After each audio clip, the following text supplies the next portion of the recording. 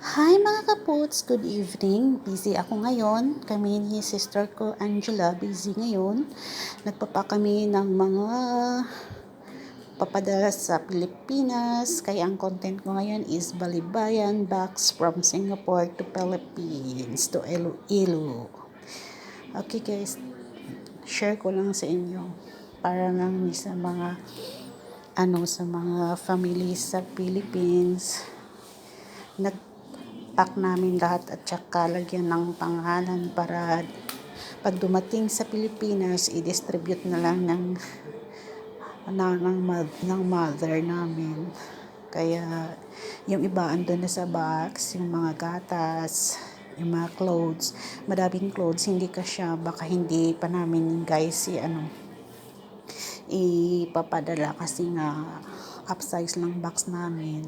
So, yung iba dito sa room, inaayos pa ni Angela, ni my sister. Wait, I show you guys, ha. Ito guys, yung ibang clothes, madami pa. Kaso kulang yung box namin. Excuse lang guys sa, mga kapots pala. Excuse lang sa room here. Kay super, gid siya. Misigid siya kay gapacking pa. Ang dami pa kasi hindi pa naayos. Andun pang iba sa sa labas. Kaya tingnan nyo, kalat-kalat. Sorry. Pero po okay naman to pag nalagay na sa box namin. Okay mga kaputs, wait Daling ko kayo sa labas kasi yung box namin andoon. Sa loob pa. That one is for Manila. That one is for mother. Kung bit-bit mo nasa sa labas. Wait! May ginagawa pa ako. Nagbablog pa nga eh. Ikaw nga eh. Punta tayo sa labas guys. Ito guys. Ayan. Yung mga toaster. Ayan. Ito. Ayan, madami pa. Mas nasa plastic pa, mga kapots. Yung iba dito na yung mga gatas, mga damit, mga shampoo, mga sabon, mga lotion.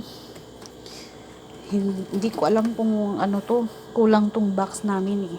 Madami pang pala. Usually madami kaming mga clothes na papadala sana. Iba sa Manila lang, iba sa papadala sa mga pamangkin kasi madaming pamangkin, mga nephews and nieces, madami, mga super duper madaming pamilya eh.